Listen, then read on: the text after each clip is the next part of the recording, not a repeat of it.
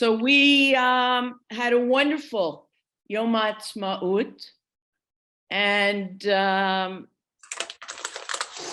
you remember I told you that Elise Goldman and Rick Wellen were here, and they had such a good time with us. They came back for Yom Ha'atzmaut, and they desperately wanted to feel the sense of being with everyone. So we went into downtown, after watching the wondrous ceremony on TV, which is a tradition at Mount Herzl. And we went into town, and the streets, King George and Yafo, were packed. And if you saw people running, it was not because there was fear in the air. It was because people had these cans of white foam spray that they were trying. Yes, Gloria, it sounds awful, but it's a way of people having fun, and they were looking to get it all over you. And we were pretty good because we did not get any of it. Yeah. But Bracha, we used to use that white foam spray like in '83 when we were there too, or something similar. The real motivation was Elise was hoping to see the plastic hammers that people would be bopping over people's heads. Did that. Now, I tried for 2 days because she had mentioned that before they came back to Yerushalayim, and I did not see those, but they had blow up ones, which you should see because I sent them back with a couple of those. And I did find out the reason for them, because it couldn't have been just to annoy people. There are other things that people do to annoy people. So one of the best interpretations is the following. It's based on a pasuk when Moshe is told to go look over the mountain at the land that he is not going to see. And he is told, you will see the peak that the people are going to reach. And there's a word there that's used, piskah, but once they reach the peak, they're still going to have to still work. That's not going to be the end. And you won't be with them, but they're still going to have to look to work. So the hammer, when people are in the streets and they would hit people, that was a way of saying, okay, we have achieved, but remember, this hammer symbolizes the fact that we still have more to build. Isn't that a wonderful interpretation? And if Elise hadn't wanted to know what that hammer stood for, I would not have known that. So I am so glad that they made that trip. Anyway, yes, we had a wonderful, wonderful time. Now you should also know, Stan Solomon, are you with us? Stan, unmute yourself. He's eating his lunch. He's eating his lunch. Well, I see Debbie. Yes. Okay. I almost got caught by the police for disturbing the peace. Those of you who remember, Stan said that his granddaughter was here. And you can ask Elise and Rick. While we were downtown, around every corner, I was shouting, Bella! Bella! I tried, no response. Okay. We also celebrated last week an Israeli high school robotics team from Modi'in who traveled to Houston, Texas. They won and made it to the finals, but that was being held on Shabbat. So they declined, and they explained that it was their Shabbat, but they set up a little booth with ritual items and explained what the items were for. And they weren't there, but the manche, the MC, took the microphone and explained to the thousands of people that were there why the Israeli team wasn't there. And he explained each of the items and explained what Shabbat was. And he thanked the Israeli team, and I quote, "Thank you for reminding us that there is something beyond robotics in this world." Amen. Very nice. Yofi, Okay. Yofi. So, the tradition of studying Pirkei Avot between Pesach and Shavuot complements the tradition of counting the Omer between Pesach and Shavuot.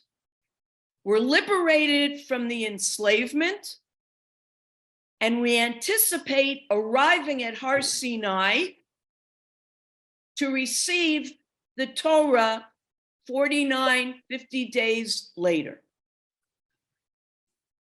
And studying this text, which is really a book of advice, guidance, not legal, studying that as we're anticipating receiving a book of law is a wonderful juxtaposition, because in fact it's saying we need both types of texts in our lives, and one without the other just doesn't work. We need to learn both types of ways of thinking and ways of living, which is also the reason I believe reading a book, a Megillah, such as Megillat Ruth, which is all about chesed, matches with a book of legalities that are in the Torah, and we read them both on Shavuot. And it's springtime. And well, at least here it is. I don't know what the weather is now there. Okay, Rain. you're laughing. All right. Springtime, and we're supposed to have a heat wave tomorrow, is a time of renewed energy. So it's a time to recommit to the task of bettering, because it takes a lot of energy, bettering society. And that really is what Pirkei Avot is all about. Bracha, Yes, Esther. I was trying to connect the Pirkei Avot to the Omer. And in Yes. Pirkei Avot, they emphasize the relationship between people, and one should constantly praise. By praising other people, we kind of incite them to do more good. We promote goodwill by using goodwill.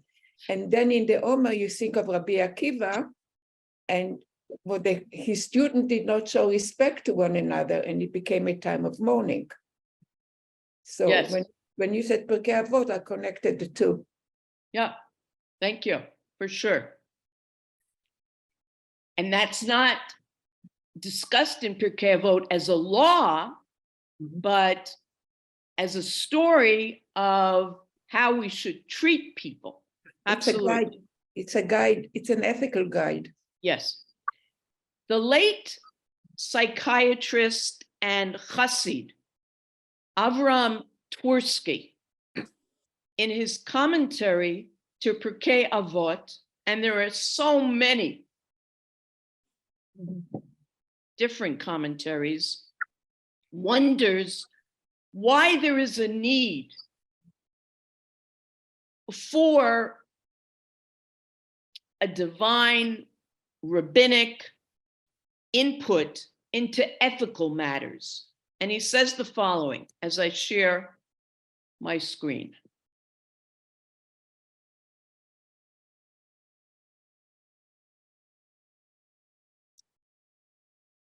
He wonders, isn't rationality enough? It is by divine decree that work on Shabbat is prohibited, that certain foods are designated as prohibited, and that rituals such as matzah, shofar, and sukkah are to be observed. Human logic would not lead us to observe these mitzvot. Who would think of a shofar? But ethical behavior, is it not within our own capabilities to determine proper behavior? Can we not conclude on our own that it is improper to kill, to steal, to lie, or to covet someone else's property? Is it not simply a matter of good judgment to honor one's parents or to help the poor? Furthermore, does not the Talmud state that if the Torah had not been given, we would have been obligated to learn propriety from observance of nature, such as the behavior of doves, cats, ants? Why must we have recourse to God for ethics? But, Tversky says, let us look at several recent social changes. Just several decades ago, terminating a non-life-threatening pregnancy was a heinous crime considered tantamount to murder. Today, it is not only acceptable, but has become an inalienable right.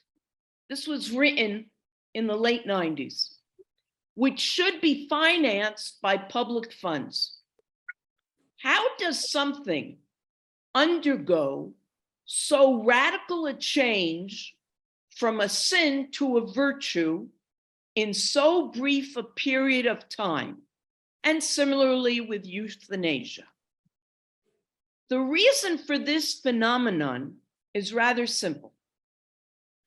Prior to the marvelous advances of medical science with its wonder drugs, diagnostic tools, and unprecedented surgical procedures, the lifespan was 40 years. Infant mortality was high, and childhood diseases and tuberculosis truncated many young lives. The community needed people. Hence, terminating pregnancy was a crime against society, since it resulted in depriving the community of a vital commodity, people. Today, things have changed radically. He says, longer lifespan, infant mortality is rare, children receive immunization.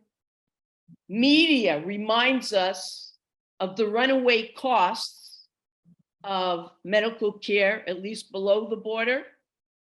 Young are concerned with the costs of taking care of senior citizens. Today's society is not in need of more people. You'll react in a moment. Hence, it can afford to terminate a healthy pregnancy. This may not be a pleasant thought, but society is hardly upset about legitimizing terminating the lives of the elderly whose treatment comprises the major portion of rapidly accelerating medical costs. These heretofore abominations have therefore ascended into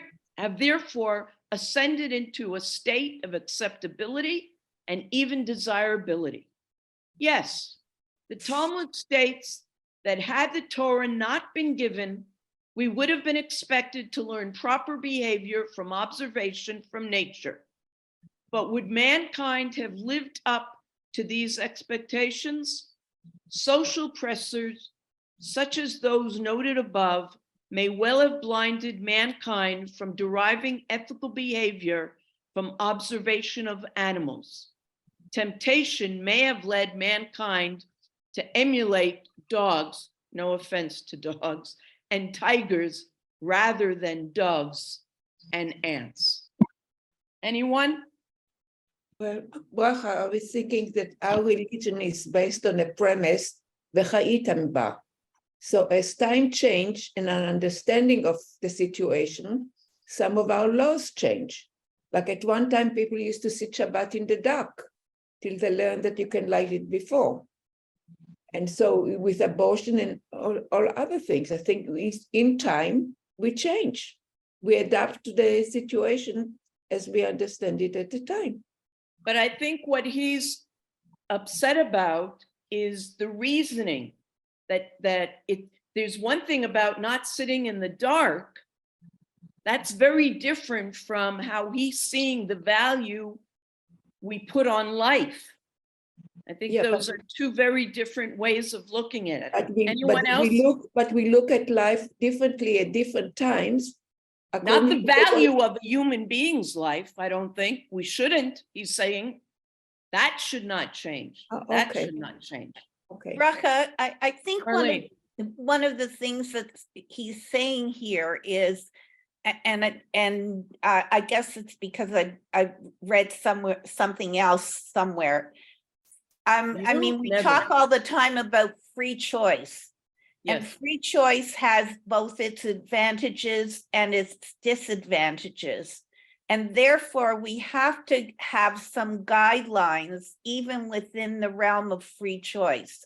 Yes. So whether those guidelines come from laws, or whether those guidelines come from what we're saying are God-given rules of behavior, we have to have those guidelines. Otherwise, it would be a free-for-all and there would be chaos. Okay. I'm going to say that there's so much decline in ethics in much of the medical establishment in recent years. And in Canada, now when people require serious treatment, they are sometimes given the choice of having the treatment or choosing to be euthanized. So it's a very scary situation that has started to occur. And apparently in the past few years, over 10,000 people in Canada have been euthanized. And a number of people who have gone into the hospital have been asked if they would like to be, if they're having some concerns about their health. So it's a very scary situation. That's somewhat of a bummer. Bracha, in this Michael? Paragraph, the idea that we watch animals to learn proper behavior, I disagree with that. I think mankind has used animals for many things. For example, in martial arts, the original martial artists copied animal movements to how do they attack their opponents. But ethical behavior, why would we think animals behave ethically? That makes no sense. They don't. It's all instinct. There's no decisions that they make. So I disagree totally with what he said here in terms of learning ethical behavior from observing animals. Yeah. Well, I think watching society has more influence than watching the animals. I think What do you say? Because I have read within the society, there is a certain expectation of behavior. So I think we are more influenced by this, where we live by the people that surround us than by the animals that are among us. I think that is true. And I understand what you're saying, Michael, but I think what I read a book, I won't take the time. I see it on the bookshelf right next to me about bees. And there's a chapter in there that if you watch them, the way they build community, and it's not that they think it out and have a meeting, like we're going to build a community this way. It happens naturally, So I understand what you're saying, but he thinks that there's something we can learn how they do something naturally. And that's what he was saying in the beginning, that wouldn't you think, because we have logic, that would be enough to make us act logically and behave ethically all the time and get to Lawrence Kohlberg's stage 7 immediately when we're mature. Bracha. Yes.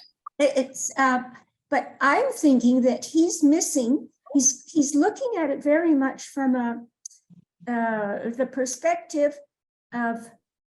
I hate to use the word, but I can't think of any. But he's not eliminating, but he's not thinking about in terms of the positivity of what we might find unacceptable. But today, the way the situation is, especially in the United States, where you have a huge segment of very poor people, poverty, especially among the Black community, and they have an awful lot of children. And if there is no, they're the ones now that are going to be, especially in the States, I'm thinking. So he's looking at it from the point of view, maybe of a comfortable society, that this is just too much, that we can do what we want. But yet the benefits of, in a certain segment of society, to me anyway, is that not like looking at abortion and preventing this a generation of impoverished people who are the ones that are going to be suffering most if we don't have this kind of legislation in place, is narrow-minded and comparing. Okay. Again, I want to say that I think he is directing his words to a community that is not suffering. Exactly, I think that's the what point, I that meant. a community that is doing this very glibly. Because, not giving it thought or not taking into consideration that perhaps in this case, it should be allowed. Overall, this is meant to have gotten us to think, and that's what Pirkei Avot is meant to get us to. Are we looking at our behaviors, or are we just going along with how life is? And this was meant to get us into that. Okay, so This he is is not saying, giving a blanket that everyone does this and every community should be the same. No, he's just pointing to the people who are just not giving enough value where value should be given. So it's now- specifically to the people who need to hear this. Yeah, Yeah, Right. got it. okay. Now, there are steps toward creating social justice. And Pirkei Avot isn't looking for a person to just take one step. Its intent is to create a type of person, looking at an entire individual. Because only then will you really be able to try to impact on society. And everyone, no matter how small an impact, should feel that you can make an impact. Now, let's begin. So, yes, we said that we need guidance. We need guidance. On the other hand, I want you to look carefully at this, the first Mishnah from Pirkei Avot, and I want you to notice something. Now, what I've highlighted, what I've made bold, is my concern today. Moshe received the Torah from Sinai and gave it over to Yoshua. Yoshua gave it over to the elders to the prophets, and the prophets gave it over to the men of the great assembly.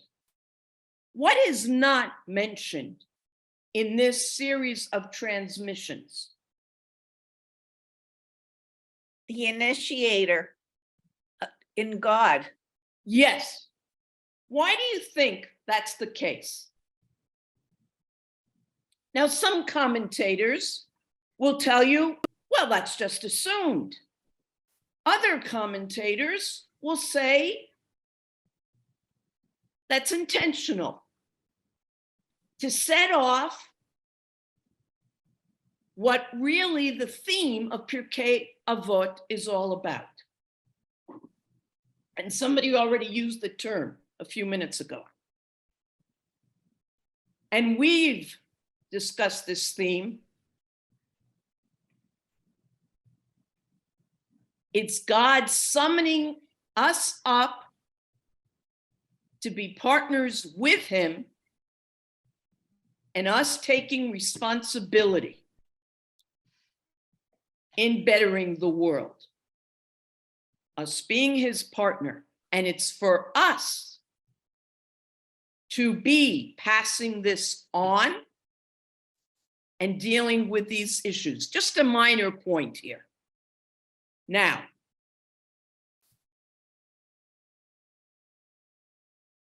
I want us to go on. Shimon the righteous was among the last surviving members of the Great Assembly. And he would say, the world stands on three things: Torah, the service of God, the deeds of kindness. Might sound more familiar to you.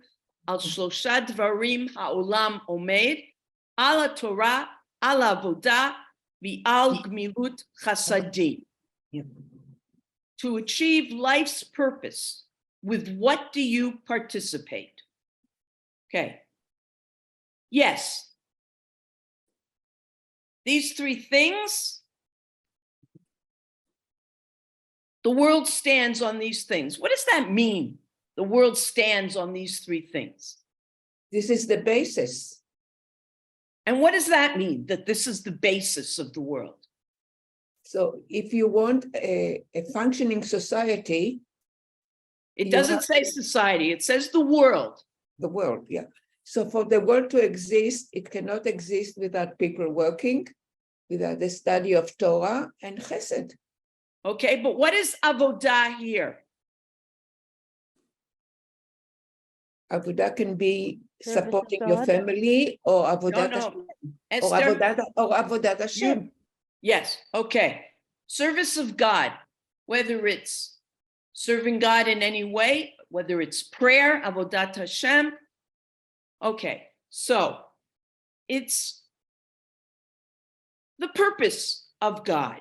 But more interesting to me is, what is this demanding of us? It's demanding of our being, the spiritual and the physical part of our being, both. How is that? Well, the Torah, what does that demand of us if we are to study Torah? That's demanding our cognitive ability. because studying Torah is our intellectual capacity. Avodah, serving God and praying to God, enjoying Shabbat, Chagim, that is our affective, our emotional capacity. And the last one, deeds of kindness, chesed, is our behavioral. That overlaps, by the way, with avodah. So that is our entire being, our entire being. Now, we have to involve our entire being if we are looking to better society. Now, what is the next thing that we have to do in this road to finding social justice?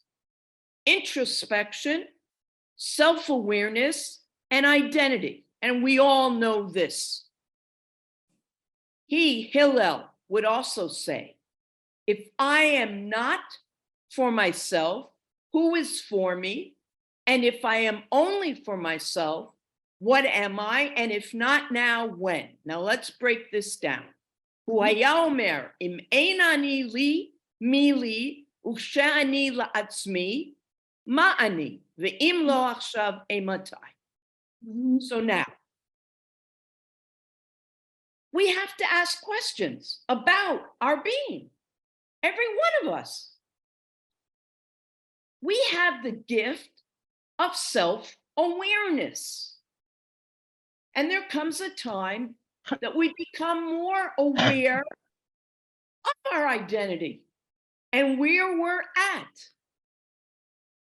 And we begin to wonder about the balance between self-preservation and self-sacrifice. And never are we to think that we've ever arrived. We're always on that path of, am I here? Am I there? Have I done enough for myself, for others? Now, in order to always be on that path, that requires a constant level of humility. That's probably one of the most important traits that we can ever have, because it involves how I feel about myself and how I feel about others. Because if I'm not defined by humility, I will never be open to anybody else, listening to anybody else. I think that is why we are always told, take care of yourself, and the circle just gets bigger and bigger and bigger. Yourself, your family, your community. So because if you're strong, you're in a position to help others. If you're not strong, you can't do it. Okay, yeah, that legitimizes taking care of yourself so you can help others, but you also have a right to take care of yourself for yourself, as long as you can also think of others. Okay, now, your concern for identity.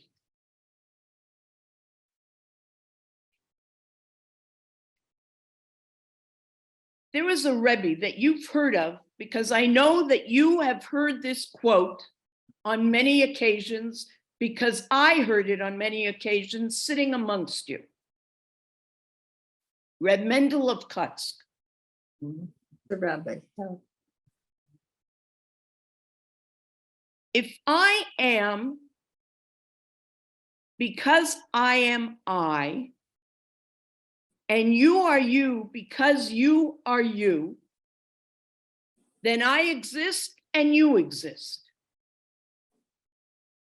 However, if I am I because you are you, and you are you because I am I, then I do not exist and you do not exist. Read it again to yourselves. Mm-hmm.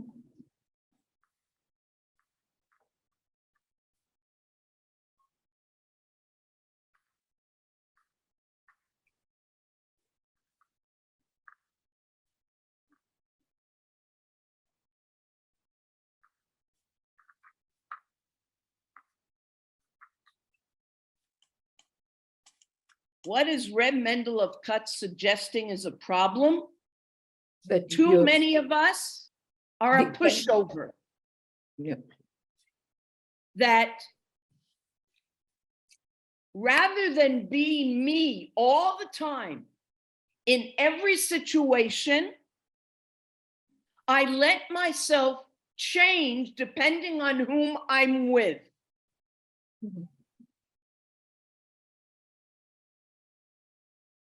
And there is no strength to me. And that can't be. I think one If has I want to fix society, I have to stand for something. Now, that doesn't mean I'm not listening to somebody else and might change my opinion, but I don't just change it because I'm with somebody else and I don't want to stand up to that person. In other words, you have These to are very specific guidelines. you have to be Now- comfortable in your own skin. Yes. Now, we remember Reb Greenberg, Isaac Greenberg. He takes us back to this notion of self-interest. And the text begins, if I am not for myself, who is for me? And he's weary of people who feel they can't ever think for themselves, of themselves. World revolutionary movements such as communism and Maoism attack the family as bourgeois and as a source of selfishness. They succeeded only in weakening the natural bonds of love and affection for one's closest relatives. This degraded people's humanity and made them less humane to others as well. Starting with one's own interest and reaching outward often leads to greater good than idealistic approaches that dismiss loyalty to oneself as selfish. In other words, forget particularism and just be universalistic, and that doesn't work, he says. Proof for this is that people working for themselves under capitalism outproduced and liberated more people from poverty than people working under communism, whose ideological goal was defined by ending poverty and providing economic equality for all. The key to moral behavior is balance. Self-interest, yes. Self-centeredness, no. So it might sound, oh, she never thinks of herself, never does something for herself, doesn't put her family first, but thinks, does that sound the way to be? No. No. These maxims have usually at least 3 parts, and there's a reasoning behind that. There's a reasoning behind that. Now, once you get to know yourself, the last part says, okay, now go for it. And in the 1800s, Rabbi Yitzchak Meir Alter wrote the following, and it's beautiful. If not now, when? Time is not a continuum. Every moment is special. Every moment has a special task for which it is uniquely suited. Every moment is a now that has never existed before and will never exist again. Because tomorrow and the next day have their own opportunities and challenges. One must be sensitive to the call of the particular hour. And if not now, when? If I do not seize the opportunity now and imbue the moment with its particular meaning, the opportunity might not be there when I am ready. Now that sounds like a 21st century idea, but he said it back in the 1800s. Really? And it's true. He might not have said it in that English. It was translated, but he said it. But he said it. And he's right. Yeah, Mhm. absolutely. Now, so we have these inspiring words, but is it enough to sit down once every now and then and think these thoughts? No, we know that our tradition doesn't think so. And so in Mishnah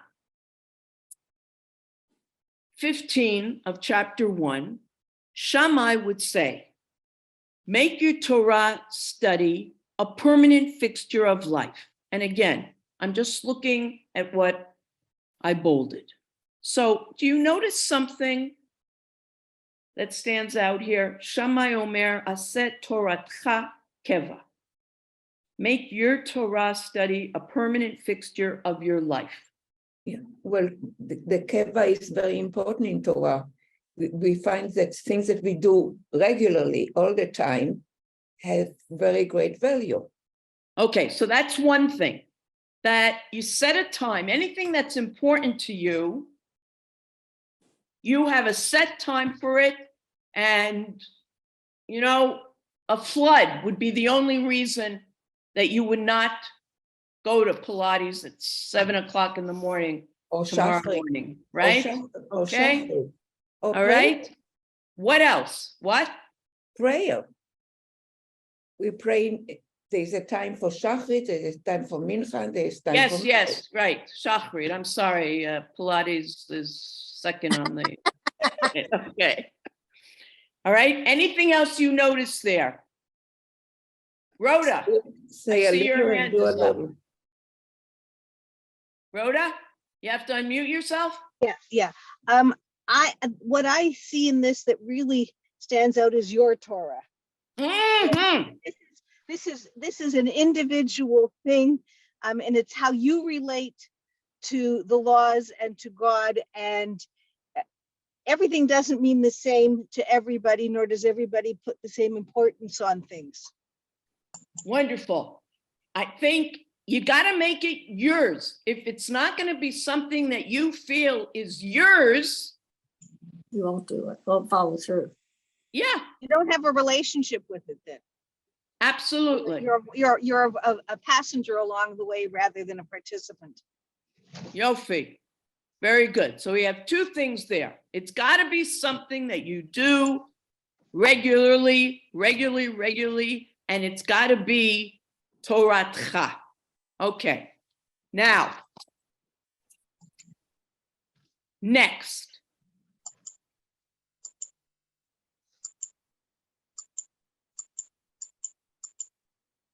One of the latest commentaries uses these words to complement this. A young rabbi Yanklowitz, and in fact, his commentary is called Social Justice.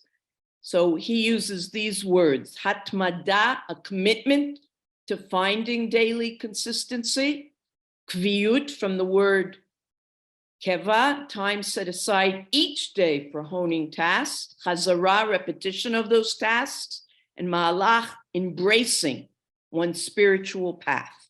Now, he also, in this Mishnah, he brings up, I don't know if anybody's familiar with this. There are some sidurim that have at the end of tefillah a tradition of mentioning these 6 events in our history. Some mention 4, some add on a couple of more. Our exodus from Egypt, the revelation at Sinai, Amalek's attack on Israel, the golden calf and rebelling in the desert, Miriam's negative speech, remember about Moshe and punishment, and the Shabbat. Why do you think they have that on a daily basis in the Siddur? And it must be connected with what we're talking about today. What would be the purpose? And I'll give you a hint. It has something to do with that Yom Ha'atzmaut hammer that I mentioned at the very beginning.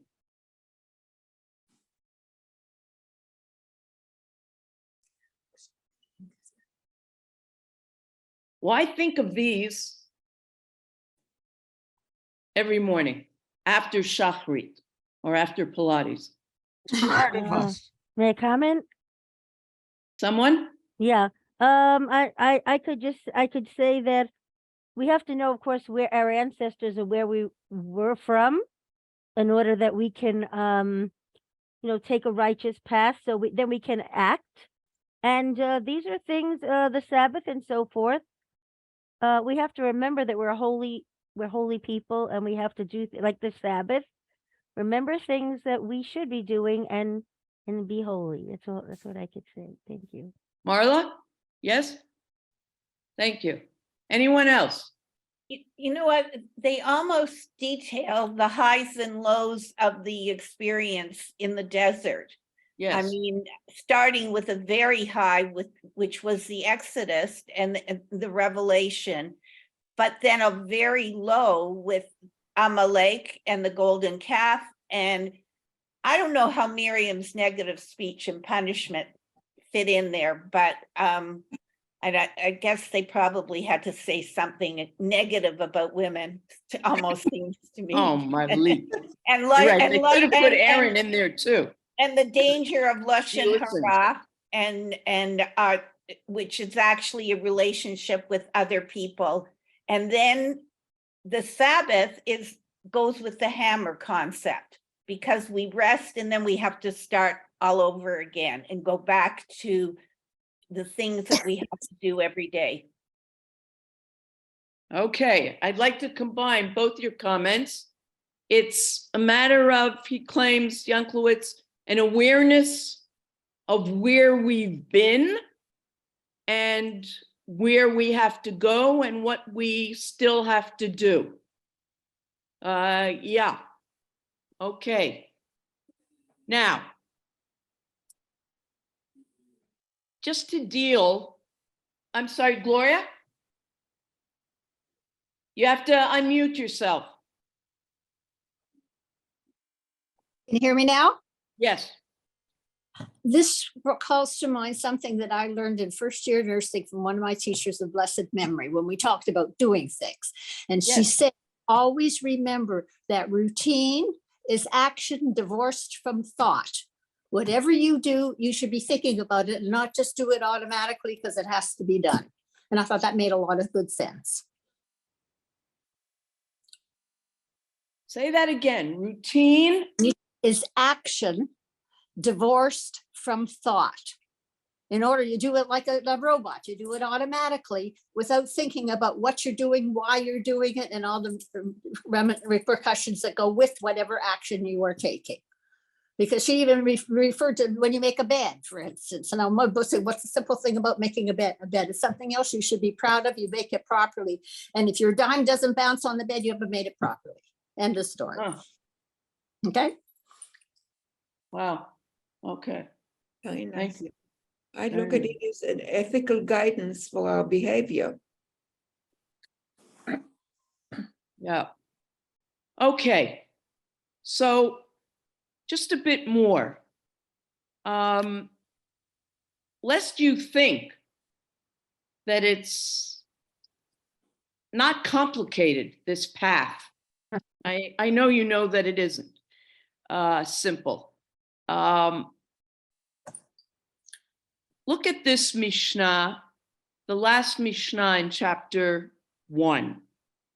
Rabbi Shimon, the son of Gamliel, would say, by 3 things is the world sustained: law, truth, and peace. Now, this is a little different from the one we read previously. Yeah, Torah, Avodah, Gemilut, Chasadim.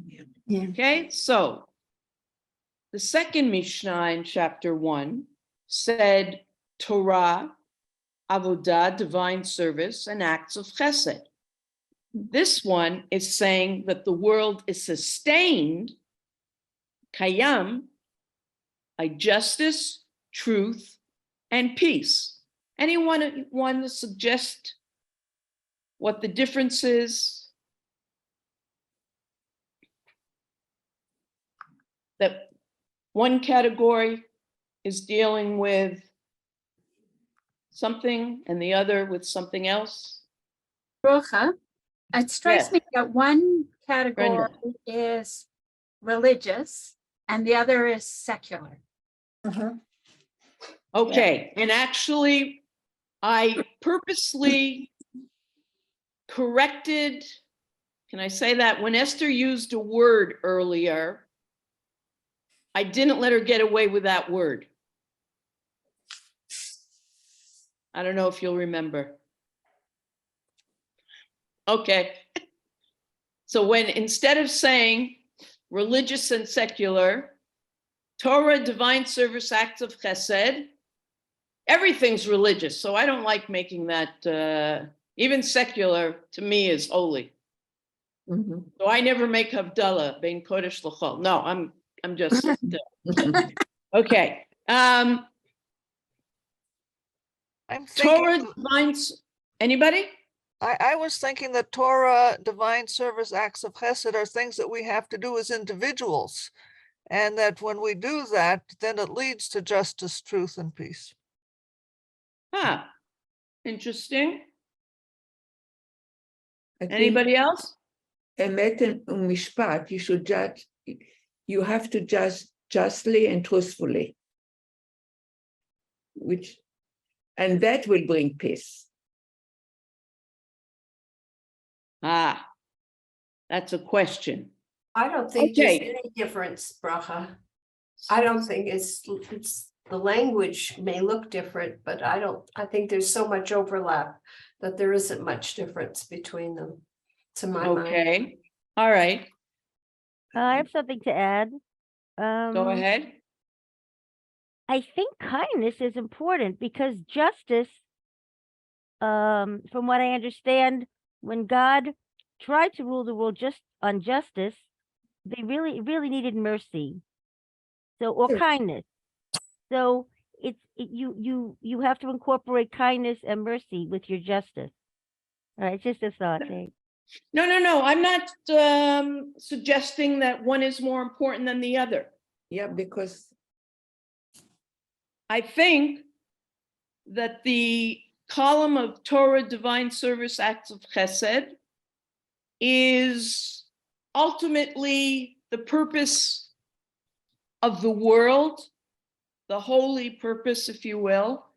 And in order to work toward that, you have to deal with reality and society. And for that, we need to deal with justice, truth, and peace. And again, Rabbi Greenberg says the following: truth is not always identical to justice, of course not. and it is often incompatible with peace. Think of the daily white lies and unspoken criticism which protect peace in the family or the workplace. I'd like somebody to share with me the last white lie you told one of your family members. Come on. Oh, okay. The ideal society will reconcile all 3 principles: For the sake of peace, one may yield some aspect of justice, or for the sake of justice, one may override some aspect of peace. The key to a just and harmonious society lies in balance and limits. If an individual or group pursues one principle to the exclusion of the others, then there will be serious trouble. Well, it actually Peace above all leads to appeasement and the loss of peace.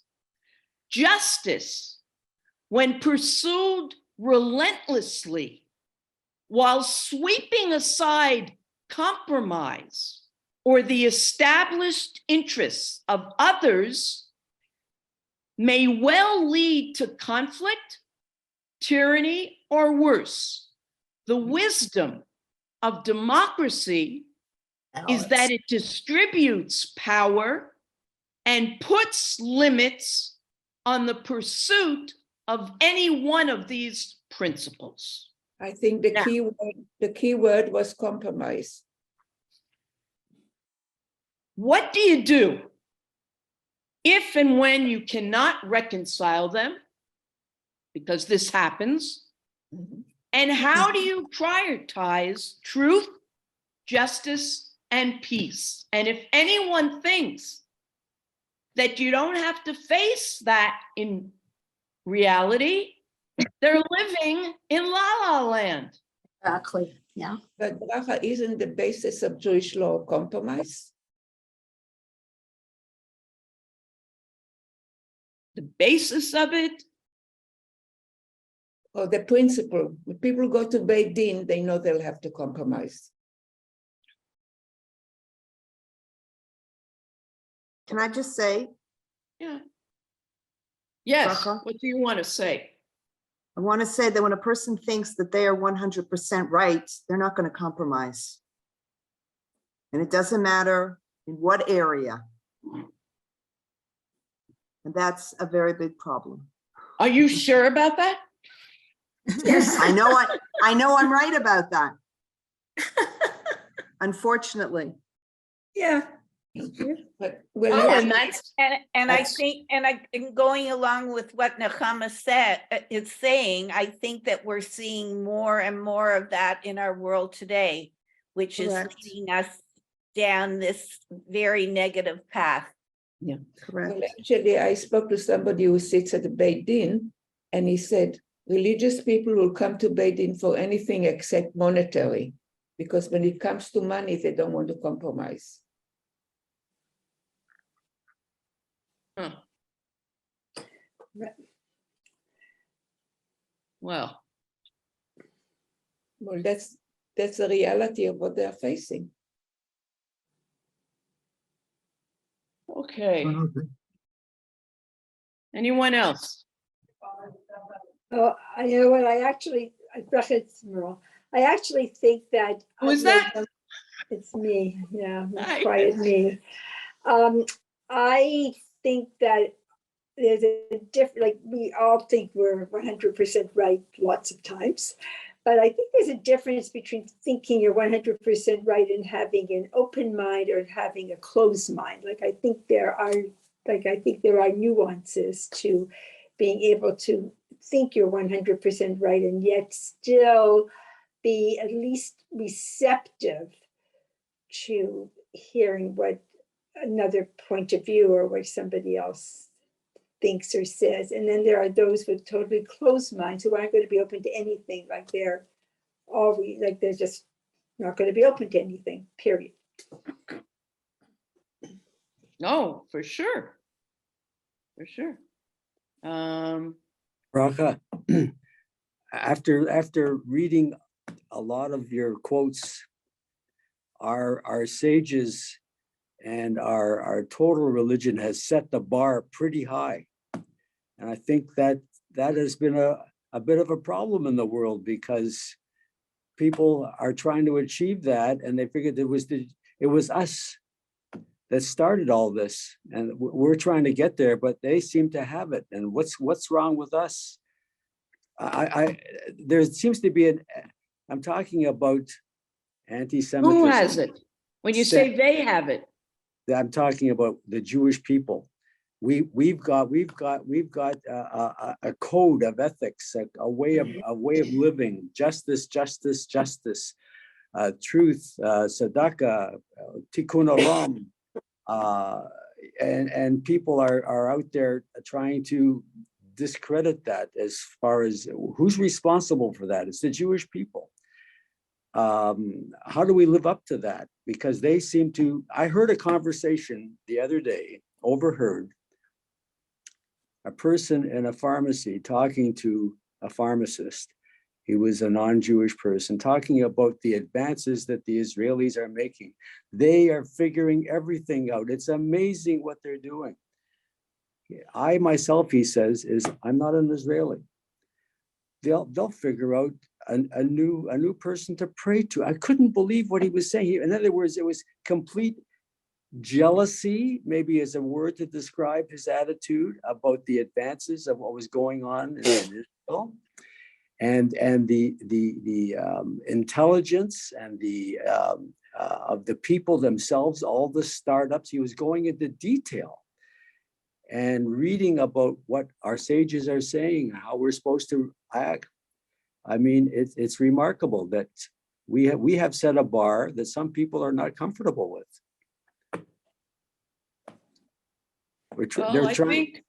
They're blaming us for trying to live at too good a world, make the world too good. I think we should not be so concerned with what others. I think it's time that we started realizing what we have and maybe put all our efforts into trying to put it into action. Exactly. Yeah. I think. I'd like to close with two songs. We're not going to listen to them, but just to read the words that taught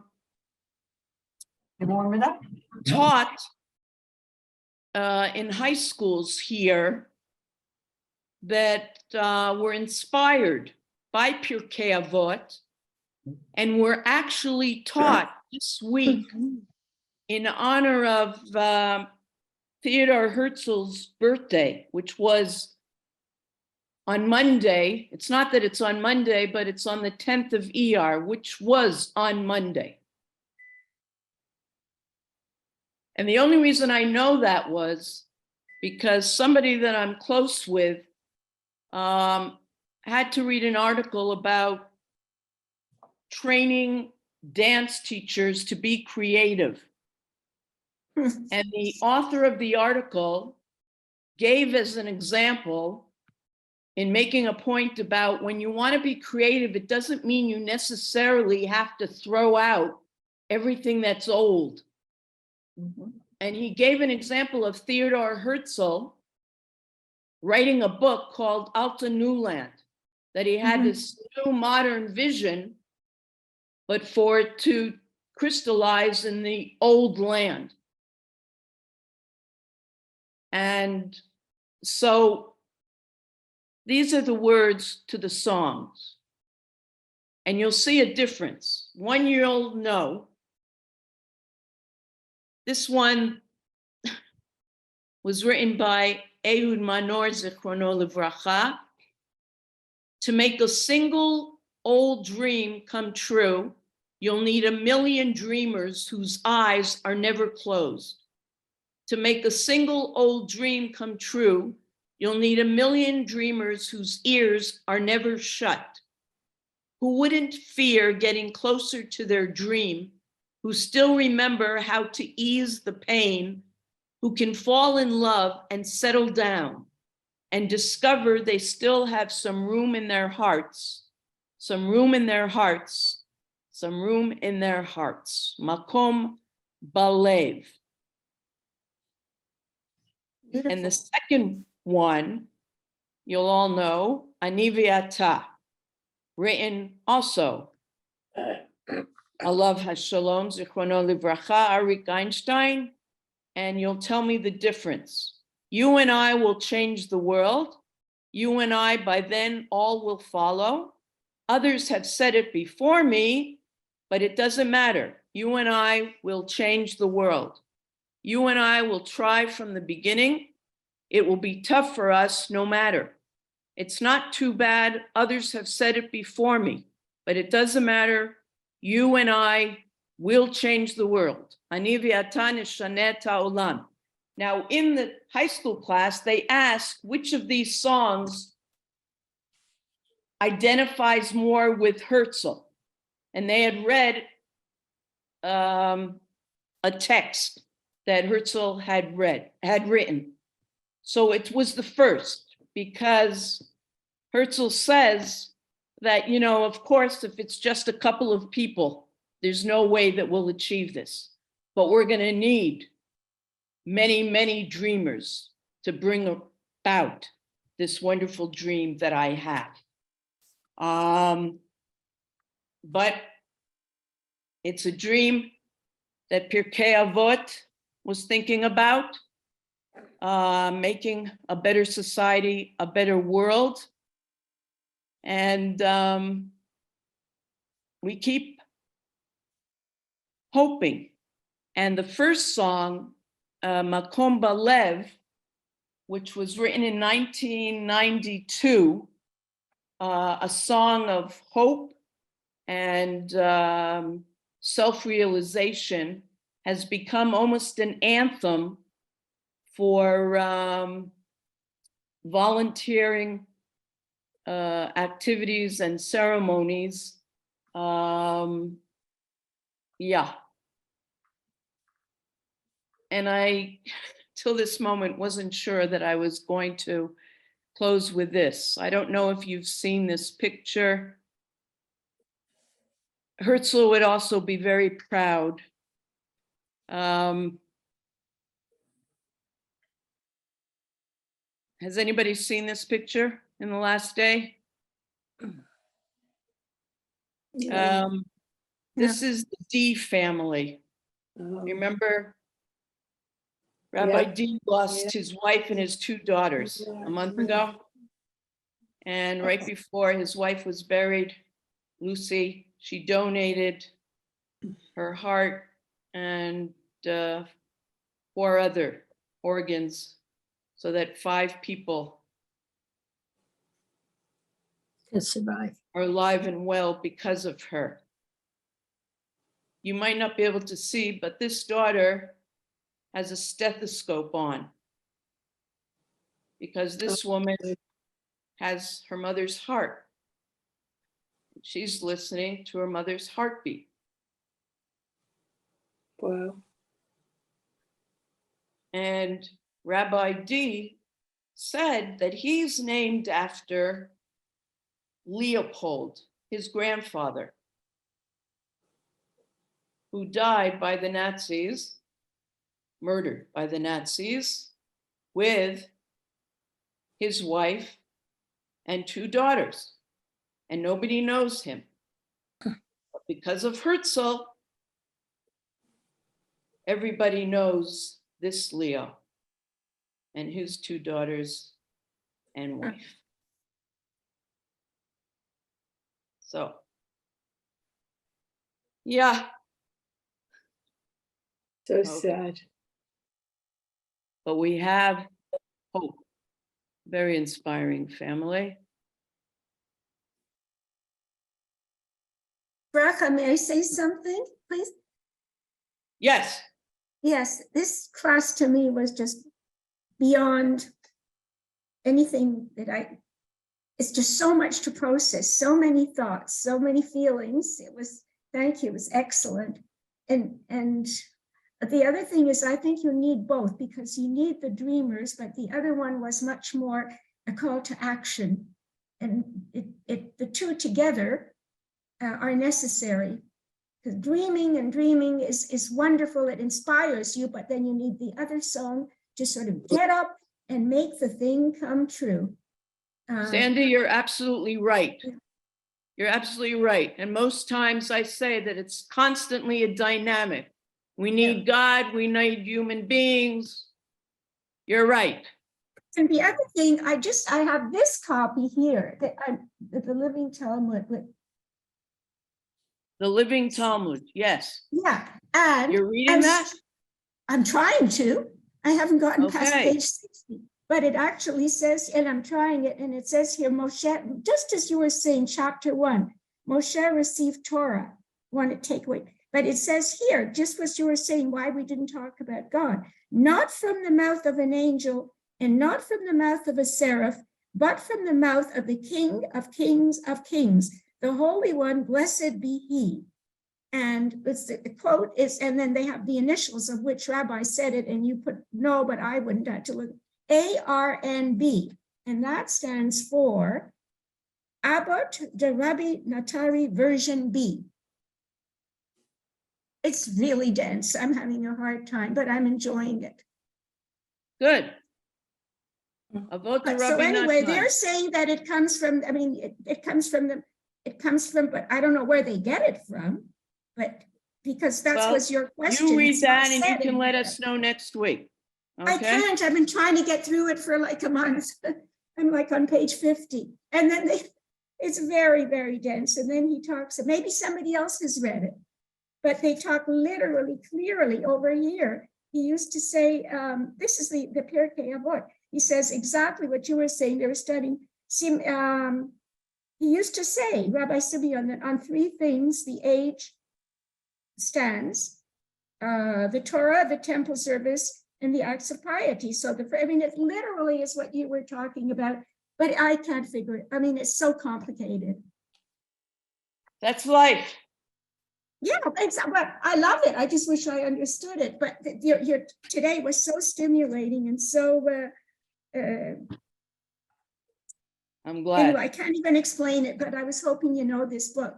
I actually literally bought another one yesterday on a bookstore for a friend of mine because he can't do it alone.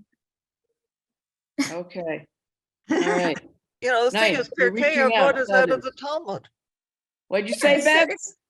Pirkei Avot is part of the Talmud. Yeah, what I It did is. learn, it's like it comes No? from the fourth part, and it's the first, I don't know which treatise it is, but it comes after Zeraim, and then it goes through, and just the learning the words, it's, maybe I'll send Good that for book to you. you. We I have wish serious it were, learners here.